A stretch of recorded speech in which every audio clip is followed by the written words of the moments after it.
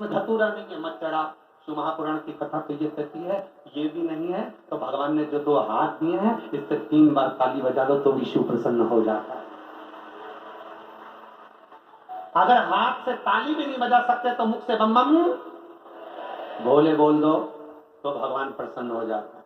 ये भी नहीं कर सकते तो मंदिर के शिखर का दर्शन कर लो, शिव तो भी प्रसन्न हो जाता है।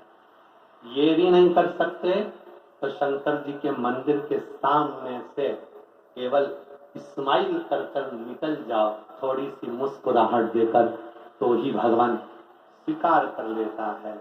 लोग कहते हैं गुरुजी शंकर जी के मंदिर के सामने से हंसकर मुस्कुराकर प्रसन्न कर कर क्यों निकलना चाहिए? हम कहते हैं जिंदगी में कितना भी दुख हो, कितनी भी तकलीफ हो, कितना भी कष्ट हो, मंदिर में जल चढ़ाते समय, शंकर के दरवाजे पर जाते समय, गुरु के दरवाजे पर जाते समय, अपने पीहर मायके, अपने पिता के घर में, अपने बाप के घर में, अपने बाबुल के घर में जाते समय तुम्हारे जीवन में कितनी भी तकलीफ हो, पर भगवान, गुरु और पिता के सामने तुम्हारे चेहरे पर प्रसन्नता होना चाहिए। तो पिता भी आशीर्वाद देता है कि मेरी बेटी कितनी खुश है।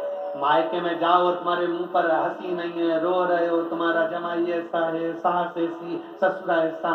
कभी बाप के गले लगना तो नैनों में आंसू रखकर नहीं, खुश होकर लगना, तो बाप भी अंदर से दुआ देगा, तू जितनी खुश है ऐसी जिंदगी में खुश बनी रहे,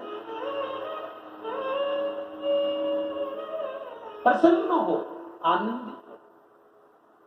और आपके भीतर की जो प्रसन्नता है, आपके भीतर की जो आनंदता है, आपके भीतर का जो रसतत्व है, आपके भीतर का जो आनंद है, उसका भी समाप्त नहीं होना चाहिए।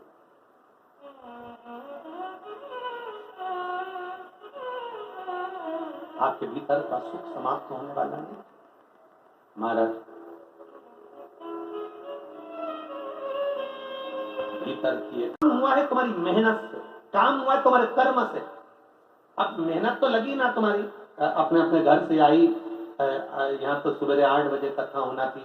आदरणीय लोकसभा अध्यक्ष माननीय श्री ओम बिरला जी कह रहे थे कि कई माताएं